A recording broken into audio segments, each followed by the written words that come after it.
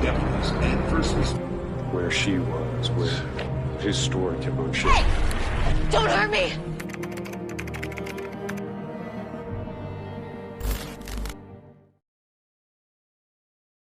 Berlatarkan negara bagian Washington tahun 1985, kita diperkenalkan dengan seorang wanita bernama Cindy, seorang ibu tunggal yang baru saja kehilangan suaminya. Dia berusaha tetap tegar demi putra kecilnya bernama Tyson yang saat itu masih berusia 5 tahun. Di momen paling rapuh dalam hidupnya, Cindy tidak sendirian. Dia memiliki sahabat yang selalu ada di sisinya, yaitu Lori, sosok yang peduli.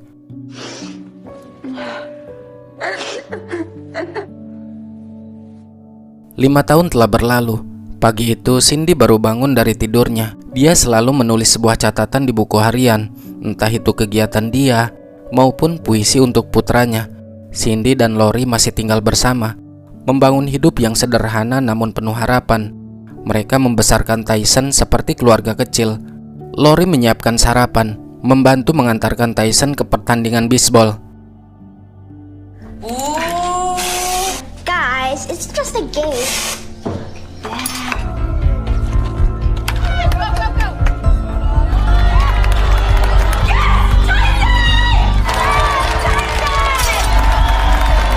Cindy dikenal sosok yang ceria, humble, dan mudah bergaul dengan siapapun.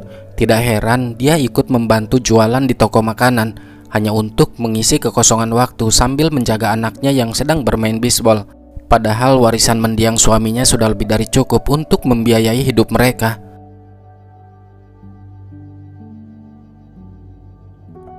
Seorang pelatih dari tim lawan bernama Randy menghampirinya. Dia memesan hotdog untuk putranya yang juga sedang bermain bisbol. Mereka berbincang sejenak. Please. Oh, hot dog, please.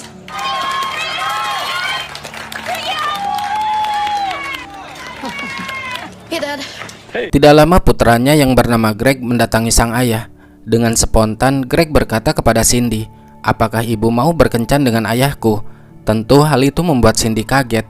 Randy meminta maaf atas kelancangan putranya. Wanna go on a date with my dad? Sir, Greg. Randy muncul dengan senyuman yang sulit diabaikan. Dia tampak sopan dan percaya diri. Pembawaannya yang tenang dan kata-kata yang terdengar meyakinkan membuat siapapun itu wanitanya tidak akan bisa menolak. Ketika Randy memberikan nomor ponselnya, termasuk Cindy, dibuatnya salting.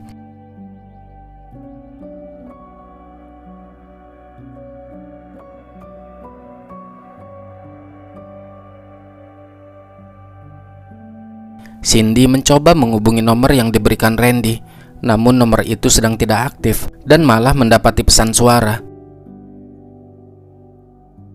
Esoknya, Randy datang ke rumah Cindy dengan bunga di tangan untuk mengajak Cindy berkencan. Saat itu, Lori yang membukakan pintu. Randy tidak bisa menyembunyikan kekagumannya. Rumah itu tampak besar, nyaman dan indah. Dengan rasa penasaran, Randy bertanya, "Apakah kalian berdua pemilik rumah ini?" Lori menjawab, "Tidak, rumah ini milik Cindy, warisan dari mendiang suaminya." Sebelum pergi berkencan, Lori bertanya dengan penuh hati-hati mengenai pekerjaannya. Randy menjawab bahwa dia seorang mekanik. Pekerjaan resminya menjadi mekanik bengkel. Adapun pelatih bisbol hanya untuk putranya saja. I'm a mechanic. Kemudian mereka berdua pun pergi. Randy berjanji kepada Lori akan mengembalikan sahabatnya itu sebelum larut malam. We're home before midnight. Di sana mereka bertukar cerita satu sama lain. Randy menjelaskan bahwa istrinya yang bernama Janice telah meninggal dunia dan Greg putranya adalah anak yang baik, disiplin dan mandiri. Meskipun demikian, dia mendambakan figur seorang ibu. She was a great mom. Janice. Kencan pertama berjalan dengan lancar dan Randy mengantarkannya sebelum larut malam. Ketika Cindy sedang menulis di buku hariannya, Lori datang dan menggodanya. Dia menanyakan bagaimana kencan pertama mereka. Cindy mengagumi sosok duda anak satu itu. Selain bijak, Randy ternyata seorang pria yang lemah lembut, juga menghargai perasaan lawan bicaranya. Pokoknya luar biasa. You approve. Not so fast. We'll see. Esoknya, Randy mengadakan pesta barbeque di rumahnya dan mengundang temannya yang bernama John, istrinya bernama Megan, dan anak gadisnya bernama Dana. Lori pun berkenalan dengan mereka. Diketahui John dan Randy sudah saling kenal sejak 5 tahun yang lalu. Going on 5 years now for me. Dana. Oh, and John are thick as thieves. Dana, honey. Dana? Di tengah kegiatan itu, terlihat bagaimana Randy mulai memberi perhatian lebih kepada Dana. Bukan secara terang-terangan, tapi cukup membuat orang yang memperhatikannya merasa risih, termasuk Lori. Randy memberikan saran soal diet, mengatakan kalau dia bisa bantu Dana menurunkan berat badan. Saat berbicara, tangannya menyentuh punggung bawah Dana. Rest them until they've been cut. And then some olive oil. The way the oil soaks in better. A touch of salt. Do me a favor and go inside and get me some more tinfoil.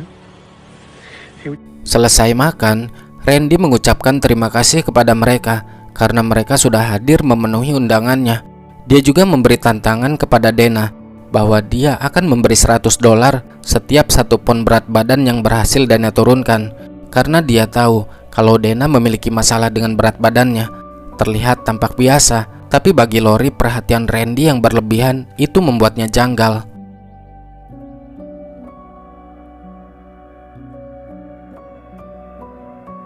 Lori membantu membereskan ke dalam rumah.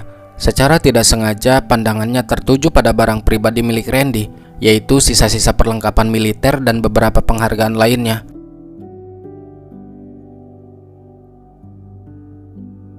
Active duty. Tanpa disadari, Randy muncul dari belakang. Dia menjelaskan bahwa semua barang itu adalah miliknya, sisa masa ketika dia pernah bertugas di militer. Baginya, sikap kesatria, kehormatan dan kedisiplinan merupakan hal yang paling utama, dan itu dia ajarkan kepada putranya. Chivalry, honor, order. I'm so sorry. How you lost your... Kemudian Lori bertanya, bagaimana dia bisa kehilangan istrinya? Randy menjawab bahwa istrinya jatuh saat mendaki gunung. Kepalanya kena benturan keras yang mengakibatkan pendarahan hebat dan meninggal saat itu juga. Tapi Randy tidak menunjukkan emosi apapun saat menceritakan kisah tersebut. We were on Mount Rainier. Janice loved climbing. It was an accident. She slipped, fell, dead on impact. Tanpa banyak waktu untuk saling mengenal satu sama lain, Randy melamar Cindy dengan cepat. Tentu hal itu membuat Lori terkejut. Pasalnya mereka baru saja bertemu beberapa bulan yang lalu, tapi sudah ke jenjang yang lebih serius. Dia menyarankan agar sahabatnya itu mendalami latar belakang dan karakter Randy. Ini semua demi kebaikan Cindy dan putranya. Meski demikian, Lori tetap mendukung karena sahabatnya itu begitu yakin dengan Randy. Idea just to date a few other men just to see. Well, you did say you did just start dating. I feel like he's the one. At least, and to Tyson too. I know he seems nice. And I'm okay. Di bulan Agustus 1990, 2 bulan kemudian mereka menikah. Randy dan putranya pindah ke rumah Cindy. Lori menanyakan kepada Greg tentang perasaannya yang sudah memiliki keluarga baru. Tentu Greg senang karena Tyson dan ibu barunya sangat baik kepadanya. so, Greg, how are you feeling? Tyson's cool and his mom's like, good, ma'am. Rumah yang sebelumnya milik Cindy kini menjadi tempat baru bagi Randy. Sebuah langkah sederhana yang kemudian membuka sisi gelap dalam hubungan mereka. Perlahan dia mulai mengatur semuanya, mencoba menguasai, termasuk sahabatnya Cindy. Randy memberitahu Lori dengan nada tenang, namun kata-katanya membawa tekanan tersembunyi. Dia berkata kepada Lori bahwa dia boleh tinggal selama yang dia mau. Secara tidak langsung, perkataan itu mendorong Lori agar pergi. No pressure. You can stay here as long as you want. Excuse me.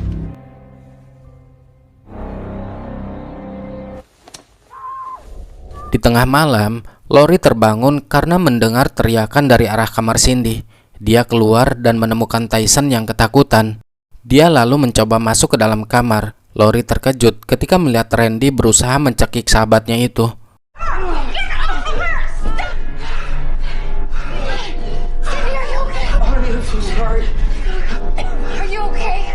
Cindy akhirnya buka suara mengenai kejadian tadi malam. Dia mengatakan bahwa Randy melakukan itu secara tidak sengaja karena dia menderita PTSD, gangguan stres pasca trauma. Itu semua diakibatkan karena sewaktu dia masih di militer, Randy ikut berperang dan mengalami hal buruk di medan pertempuran. Insiden tadi malam bukan sekedar emosi, itu adalah pemicu trauma masa lalu yang ia klaim berasal dari militer.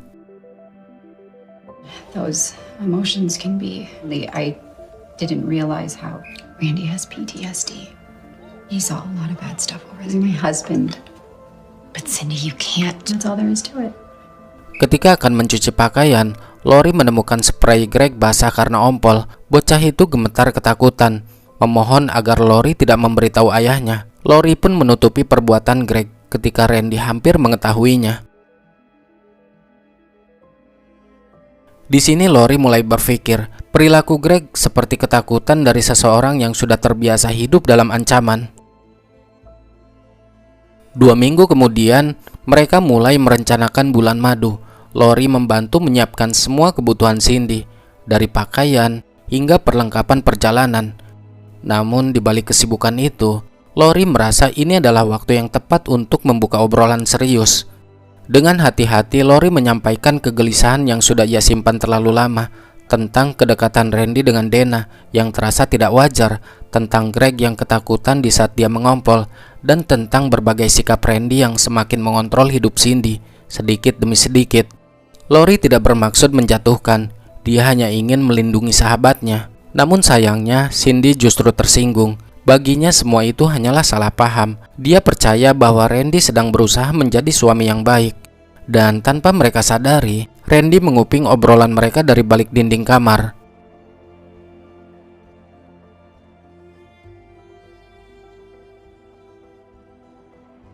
Singkat cerita, mereka akhirnya tiba di tempat tujuan. Dalam hati, Cindy membawa harapan besar. Dia ingin diperlakukan dengan cinta, dengan kasih sayang dan kelembutan seperti pasangan baru pada umumnya. Namun kenyataannya jauh berbeda. Di balik tutur katanya yang lembut selama ini, Randy justru memperlakukan dengan kasar. Tidak ada kehangatan, tidak ada cinta, yang ada hanya kendali dan amarah. Cindy tentu terkejut. Apa yang ia bayangkan selama ini tidak sesuai dengan kenyataannya. Malam itu dengan tangan gemetar, Cindy menuliskan semuanya di buku harian. Ini bukan sekedar catatan, tapi jeritan hati yang tidak bisa ia ucapkan kepada siapapun. Lori yang masih penasaran dengan Randy pun memeriksa barang-barangnya yang berada di basement. Siapa tahu dia menemukan bukti yang mungkin bisa membuat Cindy percaya. Dan di saat dia akan meraih kardus peralatan kemah milik Randy, tiba-tiba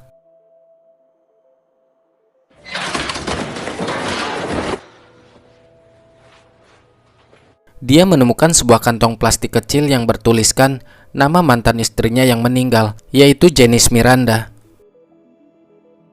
Ternyata isi kantong plastik itu adalah abu sisa kremasi. Penemuan ini membuat Lori semakin curiga. Ada rahasia gelap yang disembunyikan Randy di balik senyum ramahnya. Hal itu pun segera dia sampaikan setelah Cindy pulang dari bulan madunya. Bukannya berterima kasih, Cindy justru malah marah. Karena bagaimanapun juga Randy kini sudah menjadi suaminya, dan dia tidak berhak untuk menyelidiki siapa Randy sebenarnya. Yang ada di pikirannya saat itu, mungkin Randy berbuat kasar disebabkan oleh pasca trauma perang. Jadi dia masih bisa memaafkan dan memakluminya. You don't have to do that. Say about Randy. You never have anything nice. Bahkan dalam emosi yang memuncak, Cindy mengucapkan kata-kata yang seharusnya tidak dia lontarkan. Dia mengatakan bahwa Lori tidak akan pernah mengerti tentang pernikahan, dan mungkin itulah alasan kenapa sampai sekarang Lori belum menikah. Ucapan itu membuat suasana berubah tegang seketika. Lori terdiam, tersakiti, namun masih mencoba memahami keadaan Cindy. Dia pun meminta Lori untuk pergi dan mengusirnya dari rumah. Or men, look at you. What do you know about marriage? That is my husband you're talking about. And my husband. I'm sorry. Time you found your own place. Hari-hari pun terus berlalu. Cindy kini menjalani hidup tanpa kehadiran sahabatnya. Sahabatnya yang selama 20 tahun selalu menemaninya. Bisa kita lihat kondisi dia semakin memprihatinkan. Kelakuan Randy semakin menjadi, bahkan mengendalikan hidup Cindy sepenuhnya. Apapun dia kritik, mulai dari rambut, berat badan, kemampuan berbelanja, dan warna yang disukainya. Semua yang Cindy lakukan selalu salah di matanya.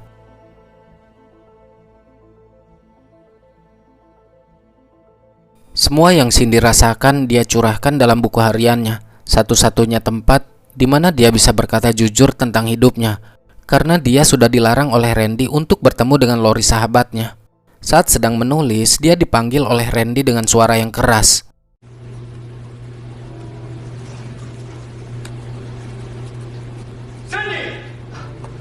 Dalam keadaan gemetar, dia langsung menghampirinya dengan berpura-pura membawa cucian kotor. Randy berencana mengajak mereka untuk berkemah di danau di akhir pekan ini. 2 hari kemudian, saat Lori sedang mengemudi, dia mendengar laporan berita tentang orang yang meninggal di Danau Smemis. Si korban sempat ditolong oleh penjaga danau, namun sudah terlambat. Diketahui korbannya bernama Cynthia, yaitu nama asli Cindy. Dia saat itu sedang liburan akhir pekan bersama suami dan kedua anaknya. Lori yang mendengar bahwa sahabatnya telah tiada pun benar-benar syok dan tidak percaya.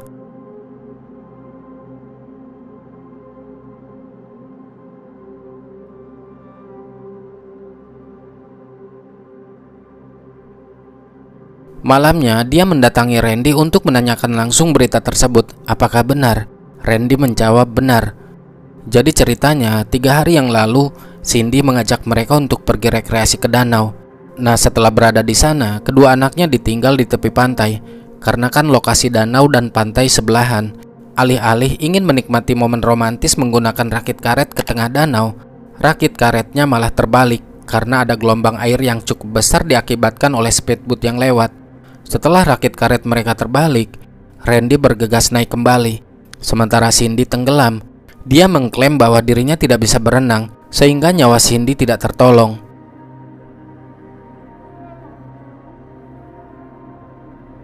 Lori tidak percaya begitu saja.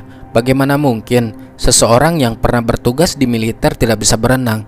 Dia ingin bertemu dengan Tyson, tapi Randy tidak memperbolehkannya dengan alasan bahwa Tyson sudah tidur. Believe you. Lori diliputi rasa bersalah karena telah membiarkan sahabatnya menikah dengan Randy. Sampai-sampai penyesalan itu menghantuinya hingga terbawa mimpi. Dia berkali-kali terbangun dari mimpi buruk tentang Cindy yang tenggelam. You're a good friend, Lori.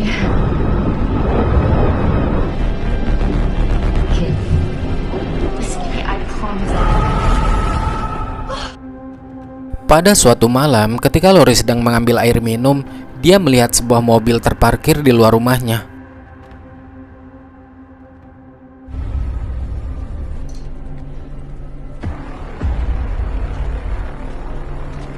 Who are you? What are you doing here? Don't hurt me! I would have come sooner, but I needed to talk to you. Diketahui wanita tersebut bernama Donna Cliff, mantan istri Randy yang ketiga. Donna mulai bercerita kepada Lori sejak awal perkenalannya dengan Randy di sebuah toko kelontong. Sama seperti Cindy sebelumnya, yang menjodohkan mereka adalah Greg putra Randy. Donna menganggapnya itu adalah hal yang lucu. Sosok pria seperti Randy lah yang Donna idamkan. Dia romantis, perhatian, tegas, dan pesonanya yang membuat hati dia meleleh. Tapi semua pesona yang dibangun sebelum menikah hilang seketika. Di saat mereka sudah resmi menjadi pasangan suami istri, dia menjadi kasar, kalau ngomong suka nyakitin hati, dan jauh dari kata romantis. Puncak mereka bercerai ketika Randy ngajak liburan dan bermain arung jeram. Randy mencoba melakukan pembunuhan dengan cara menenggelamkannya di sungai. Untungnya dia segera ditolong oleh ayah Donna yang waktu itu kebetulan ikut, tapi tidak satu rakit. Ayah Donna menganggapnya itu adalah sebuah kecelakaan. Walaupun Donna sudah melapor ke polisi, mereka tidak percaya begitu saja, karena tidak ada bukti dan saksi mata. Alasan kenapa dia menceritakan pengalaman pribadinya kepada Lori, berharap Lori bisa menghentikan aksinya, sebab pasti Randy akan mencari mangsa baru. I needed to tell somebody. Okay, well, why now? Why call My me? own parents didn't even believe me. Because I know he'll do it again. Cerita Donna membuka mata Lori. Polanya terdengar tidak asing, yaitu memanfaatkan Greg dan membawa korbannya ke suatu tempat untuk dihabisi. Setelah kematian Cindy, Randy secara hukum mendapat hak asuh Tyson sementara waktu. Namun di rumah itu, Tyson diperlakukan tidak seperti anak seumurannya. Dia hidup dalam tekanan, ketakutan, dan kendali penuh dari ayah tirinya itu. On your knees. Because I need to teach you. Esoknya, Lori menceritakan informasi yang ia dapatkan dari Donna kepada detektif Supi. Donna sebenarnya ingin membantu, tapi dia takut dihabisi oleh Randy. Makanya dia tidak berani datang ke kantor polisi untuk menceritakannya langsung. Detektif Supi berkata, menurut hasil pemeriksaan medis, kematian Cindy tercatat sebagai tenggelam secara tidak sengaja. Dan setiap kematian yang tidak disengaja, para polisi selalu menyelidikinya. Pada kasus Cindy ini, polisi tidak menemukan kejanggalan apapun. Lori hanya ingin para polisi meninjau kembali agar tidak ada korban selanjutnya, mulai dari Janice, istri keduanya yang meninggal, Donna Cliff, dan sekarang terjadi kepada sahabatnya dengan pola yang sama. Apakah itu bisa dikatakan suatu kebetulan? Ia juga mencoba mendapatkan hak asuh Tyson. She's scared, but she wants Cindy's death as an accidental. You should know the medical him. examiner. I have to get him out of there. There are suspicious circumstances. County looks into every accidental. There are none. That is a pattern, right? Custody usually goes to the other parent. But I am not going to fail her. I'd check and see if there's a pre-existing will. Setelah dijelaskan seperti itu, akhirnya sang detektif pun setuju untuk menyelidiki ulang atas kematian Cindy dan pernikahan Randy di masa lalu.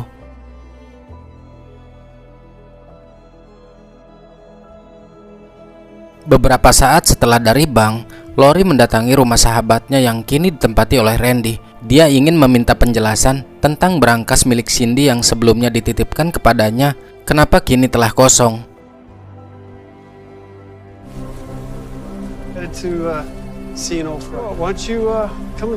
Di sana dia melihat formulir pengajuan tunjangan ahli waris, menandakan bahwa setelah kematian Cindy, Randy mulai mengurus hak hukum dan keuangan atas nama Tyson. Alasan Randy melakukan itu demi keamanan tempat penyimpanan, karena dia adalah suami sahnya secara hukum yang nantinya pasti akan merawat Tyson, dan otomatis apa yang Tyson miliki akan menjadi miliknya. What's all this about a safety deposit? Now belongs to me. So anything that belongs to her. There was a will in there. Lori hanya ingin memastikan surat wasiat dari Cindy mengenai hak asuh Tyson. Kalau memang dia diwasiatkan untuk merawat Tyson, dia ingin segera membawa Tyson untuk tinggal bersamanya. I'm practically his mom. I've known him since the day he was. I want Tyson back. You're not his mother. You're not Lori. Dengan percaya dirinya, Randy berkata, jika Lori bukanlah ibu maupun keluarganya, jadi dia tidak memiliki hak atas semua ini. Di balik ketenangannya, Randy mulai panik setelah Lori mengatakan bahwa Cindy bukanlah satu-satunya korban, melainkan ada wanita lain yang siap bersaksi atas kejahatan yang ia lakukan. Maksudnya Donna. Tapi sepertinya dia tahu orang yang dimaksud oleh Lori. Get out of my house. Sisi lain, Dana kabur dari rumah untuk hidup bersama Randy. Alasannya, karena dia merasa kasihan setelah ditinggal istrinya, dan dia akan membantu merawat kedua anaknya. Namun ada suatu hal yang merasa janggal. Orang tuanya baru benar-benar panik sekarang, padahal sebelumnya dia tidak pernah mempertanyakan kedekatan Randy dengan Dana. Beberapa hari kemudian, detektif Supi janjian dengan seseorang, yaitu penjaga danau bernama Mirens, yang waktu itu sempat menolong Cindy. Mereka mulai menyusun ulang potongan demi potongan bukti, berupa hasil otopsi, foto forensik hingga laporan medis. Detektif Supi menjelaskan bahwa laporan medis awal mengarah pada dugaan kecelakaan, namun hasil otopsi justru berbeda. Ditemukan beberapa luka disebabkan oleh benda tumpul. Menurut keterangan Randy bahwa rakit karet mereka terbalik akibat gelombang air dari speedboat yang lewat. Namun hal itu dibantah oleh Miren. Dia melakukan pengujian, reka ulang untuk membuktikan apakah klaim Randy tersebut masuk akal. Ternyata setelah direka adegan ulang menggunakan rakit karet yang serupa dan terkena gelombang speedboat, Hasilnya menunjukkan sangat sulit bagi gelombang dari kapal yang lewat untuk membalikan perahu karet seberat itu secara total, tanpa ada tenaga manual yang besar dari dalam. Let's just say I wasn't surprised. I tried to recreate how it happened. His story kept on changing. Jika memang rakit itu terbalik, kemungkinan barang-barangnya akan jatuh ke air. Tapi kenyataannya, dia menemukan tetap berada di rakit dalam keadaan rapi. Kejanggalan itulah yang memaksa dia untuk menyelidikinya sendiri. Sementara di sisi lain, Donna mendapat teror dari Randy. Randy memasukkan kucing kesayangannya ke dalam kap mesin mobil.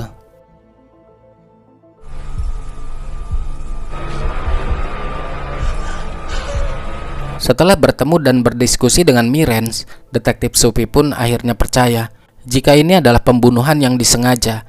Tapi untuk mengambil Tyson dari Randy, tidak semudah yang dibayangkan oleh Lori. Mereka harus terlebih dulu memeriksa catatan kabupaten untuk melihat apakah Cindy mengajukan salinan surat wasiat di kantor pendaftaran. Alternatif terakhir untuk menjauhkan Tyson dengan Randy, mereka harus mencari bukti-bukti yang kuat atas kejahatannya, supaya dia masuk ke dalam penjara. I need to get Tyson out of there. Copy of the will with the registrar's office. We are checking county records to see if Cindy filed. Lori memberitahu ibunya Dana bahwa Randy telah berhasil mencuci otak putri mereka. Dia seorang pria yang sangat berbahaya. Ibunya memohon kepada Lori untuk menyadarkan Dana dan membawanya pulang. Just tell me what you know. You have known him for years. I don't know anything. Malamnya, dia melacak mantan tunangan Randy bernama Mary guna mendapatkan informasi. Bergegas Lori menuju ke wilayah Arlington di keesokan paginya. Awalnya Mary tidak ada waktu karena dia akan mengantar kedua putrinya ke sekolah. Tapi setelah tahu bahwa Lori datang ke sana untuk membahas Randy, akhirnya dia pun bersedia berbagi kisah. I'm here about Randy Roth. Son who first asked you on a date with his dad. Ceritanya sama seperti korban-korban sebelumnya, dijodohkan oleh Greg dan terpikat oleh gombalan-gombalan manisnya. He was charming. Honestly, the relationship was amazing until it felt really good. Pursued me aggressively, and as a single mom with 2 kids, so what? Namun perlahan Randy menjauh setelah mendengar kabar jika Mary menderita kanker ovarium, penyakit yang membuatnya tidak bisa diasuransikan jiwa. Mary berpikir dia menjauh karena penyakitnya. Tapi Lori menjelaskan, Randy menjauh bukan karena penyakit kanker yang Mary derita, tapi karena Mary tidak mendapat jaminan asuransi jiwa. Jadi seandainya dia tidak menderita kanker, kemungkinan nasibnya sama dengan Janice dan Cindy sahabatnya, berakhir dengan tragis. I'd had ovarian cancer.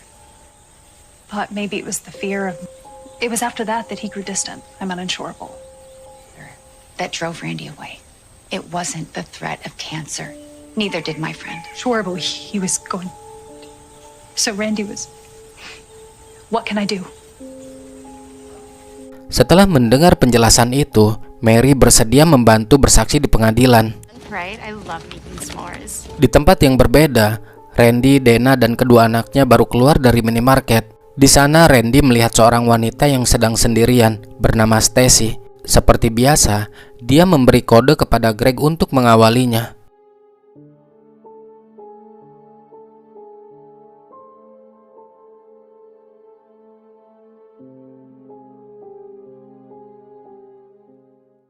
Lori mengambil salinan surat wasiat di kabupaten untuk mendapatkan hak asuh Tyson. Detektif Supi kini bisa meminta surat penangkapan karena ada motif di balik kematian kedua istrinya.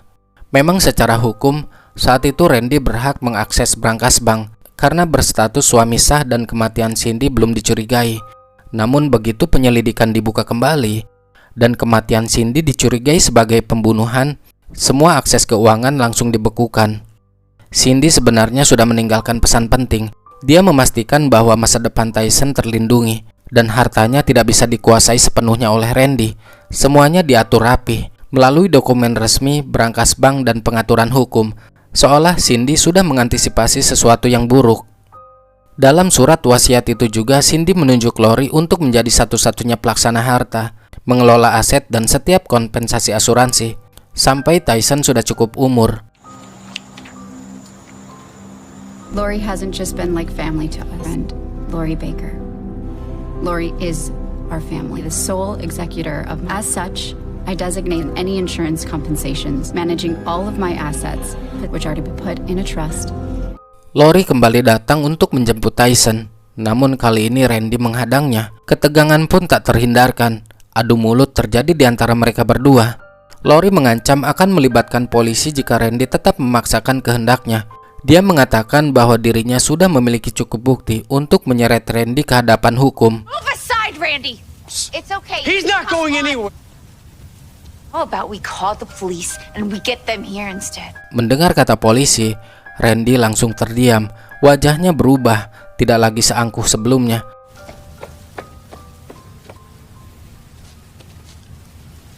Dalam situasi tertekan, Randy justru melemparkan pilihan kepada Tyson. Apakah dia ingin tinggal bersamanya atau pergi bersama Lori? Tyson yang selama ini hidup dalam ketakutan dan tekanan batin pun tanpa ragu memilih ikut Lori. Let's get in the car, okay?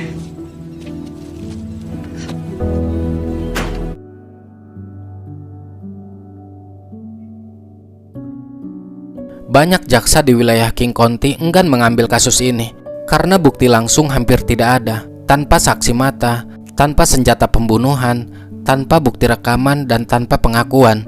Adapun penjaga danau itu hanya dugaan saja, karena semua penjelasan Randy menurutnya tidak masuk akal. Dia tidak menyaksikan langsung saat Randy menghabisi istrinya. Meskipun pola kejahatannya kuat, hukum tidak bisa hanya bergantung pada dugaan. Ketika bukti itu minim, resiko salah vonis selalu mengintai. Namun tidak berlaku bagi seorang jaksa senior bernama Marlin. Dia bekerja sama dengan detektif Sophie. Setelah membaca file tentang Randy, dia menyimpulkan bahwa Randy adalah pembunuh berdarah dingin. I read your file. He stalks his prey and baits them with Randy Roth is a cold-blooded killer. Marlin membaca dan meneliti semua bukti yang ada, termasuk pola, motif, kesaksian saksi, hasil otopsi dan medis, dan dokumen bukti administratif. Polanya melibatkan Greg sebagai pancingan menjerat calon korban dan menempatkan korban di situasi berbahaya. Motifnya adalah finansial, ingin mendapatkan asuransi jiwa. Mengenai gangguan PTSD yang selama ini dia klaim tidak terbukti adanya. Karena selama bertugas menjadi militer, dia tidak pernah ikut berperang. Dia hanya ditugaskan di bagian administrasi. Tujuannya untuk memanipulasi korban agar memaklumi tindakannya. He steals from them and their children, shores them and kills them. Flowers and a marriage proposal. Langkah selanjutnya, jaksa Marlin menyiapkan strategi cermat. Dia tahu Randy terlalu pintar dalam menghadapi bukti langsung yang hampir tidak ada. Oleh karena itu, Marlin merancang agar Randy merasa terlalu percaya diri, seolah bukti yang ada tidak cukup untuk menjeratnya. Sementara detektif Sophie akan dibuatkan surat penggeledahan resmi untuk menyisir rumah dan properti Randy, mencari bukti tambahan yang tersembunyi. Dengan kombinasi ini, Marlin berharap Randy akan lengah saat diinterogasi nanti. He's too smart, we'll never get him that way. Forget the evidence. We might even get a conviction. We get this guy, think that he can win. Sisi lain, Randy terlihat sedang emosi karena semua uang milik Cindy telah dibekukan oleh pihak bank. Her soulmate. Money, no, it's mine. Tidak lama kemudian, para polisi datang untuk menangkap dan membawa Randy ke kantor polisi. Randy segera memerintahkan Dana agar membawa Greg ke rumahnya. Ia berpesan, jangan katakan apapun kepada orang tua Dana tentang masalah ini. Randy berkata kepada sang detektif jika mereka hanya membuang waktu saja karena telah menangkapnya. Mereka mulai melakukan penggeledahan di setiap ruangan yang ada.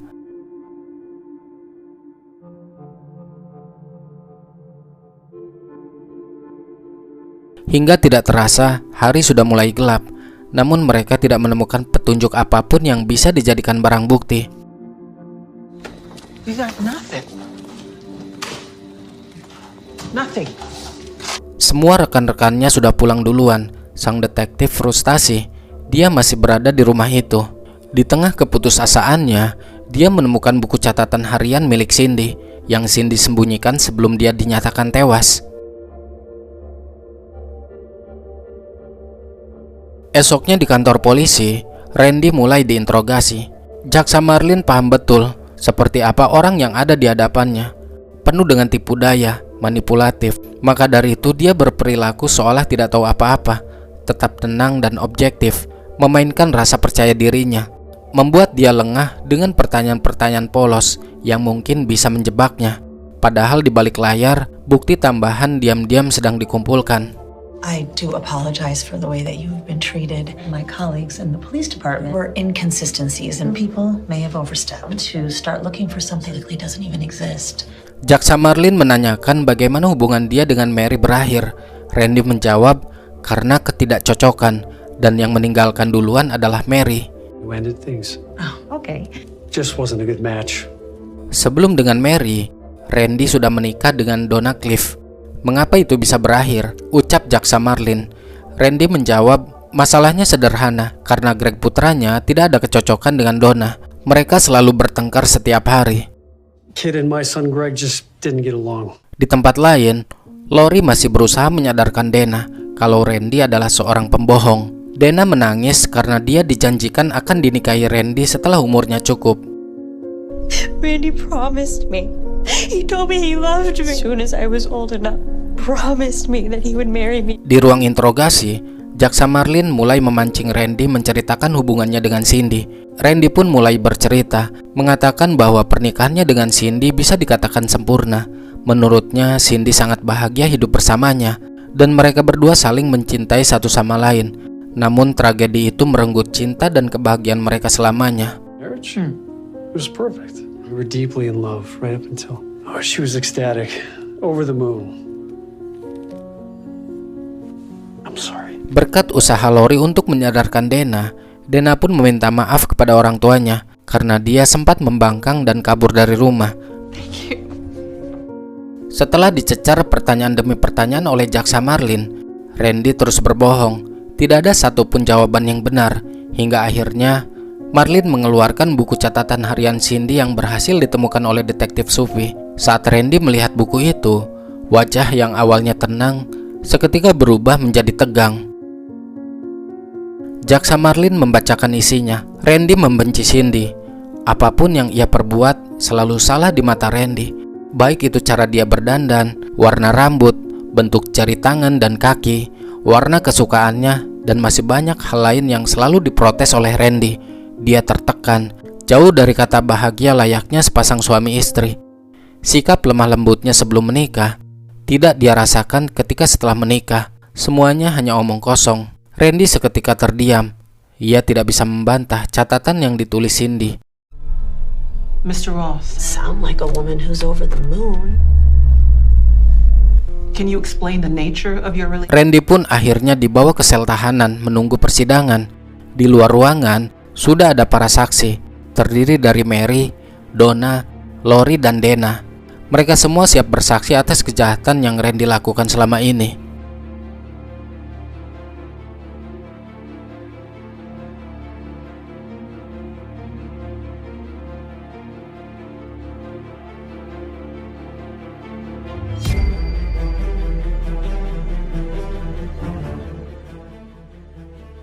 Tyson kini tinggal bersama Lori.